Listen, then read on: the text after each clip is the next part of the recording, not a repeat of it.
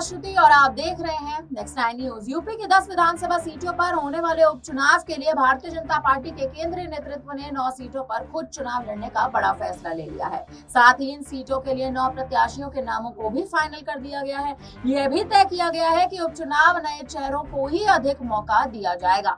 हालांकि इन प्रत्याशियों के नामों की घोषणा उपचुनाव की अधिसूचना जारी होने के बाद ही की जाएगी, यानी अभी तक तारीखों का ऐलान नहीं हुआ है। तारीखों के बाद ही प्रत्याशियों के नाम सामने आएंगे। दिल्ली में रविवार को हुई बैठक, जिसमें मीरापुर की सीट से रालोद को कहीं ना कहीं एक बड़ी सहमति दी गई है।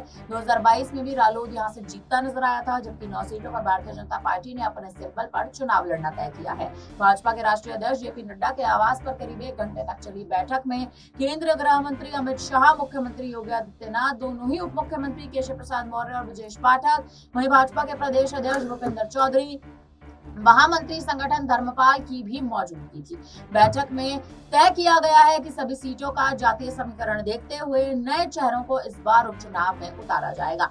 यह भी तय किया गया है कि उपचुनाव की अधिसूचना जारी होने के बाद ही उम्मीदवारों की सूची जारी की जाएगी। संभावनाएं और कयास लगाए जा रहे हैं कि 20 अक्टूबर तक ये इससे पहले ही या फिर यूं कहें कि तारीखों से पहले ही उपचुनाव की अधिसूचना जारी हो सकती है। इसलिए अपनी तैयारियों को और तेज किया जाए। सूत्रों का यह भी कहना है कि बैठक में प्रदेश भाजपा की ओर से भेजे गए प्रत्याशियों के पैनल पर भी चर्चाएं हुई हैं। इनमें से कुछ सीटों के लिए प्रत्याशियों के नाम तय किए जाने की भी बात कही जा रही है, जबकि कटहरी, मझवा, फूलपुर और मिल्कीपुर की सीट के लिए प्रस्तावित नामों पर अभी फैसला नहीं हो सका है।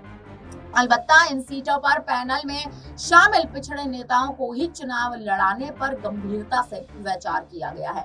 आपको बता दें कि बैठक में एक सीट पर जातीय समीकरण और मौजूदा मुद्दों पर भी चर्चाएं हुई। प्रदेश के नेताओं ने केंद्रीय नेतृत्व को अब तक की तैयारियों की भी पूर्ण जानकारी दी और ये तक बता दिया कि पहले चरण के प्रचार, संपर्क और संवाद का कार्यक्रम पूरा हो चुका है। साथ ही मुख्यमंत्री द्वारा सभी सीटों पर किए गए कार्यक्रमों, विकास कार्यों के लोकार्पण और शिलान्यास के साथ साथ ही अब तक की गई जनसभाओं की भी जानकारी पूर्ण तरह से दी गई है। आपको बता दें कि केंद्रीय नेतृत्व को 8 से 9 सीटें जीतने का भरोसा भी दिया गया।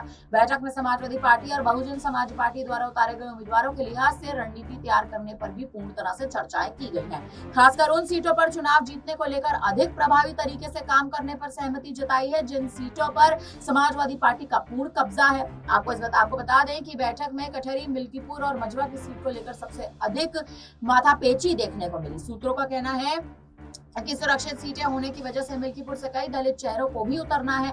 साथ ही कटहरी और मझवा की सीट पर पिछड़े चेहरों को ही उतारा जाएगा। दरअसल आपको पूर्ण जानकारी दे दें तो इस बार मिल्कीपुर और कटहरी की सीट जीतना भारतीय जनता पार्टी के लिए सबसे अधिक प्रतिष्ठा का सवाल है और मुख्यमंत्री खुद इन दोनों ही सीटों की जिम्मेदारी अपने कंधे पर ले रखी है। इसीलिए भारतीय जनता पार्टी ने इन दोनों ही सीटों पर कोई खतरा मोल नहीं लेने के लिए इस बैठक में 9 सीटें अपने नाम करी है। 9 सीटों पर चुनाव लड़ने की सहमति बनाने के बाद कटहरी और मझवा की सीट पर दावेदारी करने वाले संजय निषाद को भी मनाने की जिम्मेदारी प्रदेश अध्यक्ष भूपेंद्र चौधरी को कहीं ना कहीं और साथ ही साथ केशव प्रसाद मौर्य को सौंपते नजर आई है। देखना अहम है कि आखिर वो नए चेहरे कौन होंगे जो इस बार उपचुनाव में चुनाव लड़ते नजर आएंगे। फिलहाल इस पर आप क्या कहेंगे? आप हमें अपनी राय जरूर दें। तमाम बड़ी खबरों के लिए बने रहिए हमारे साथ, देखते रहिए।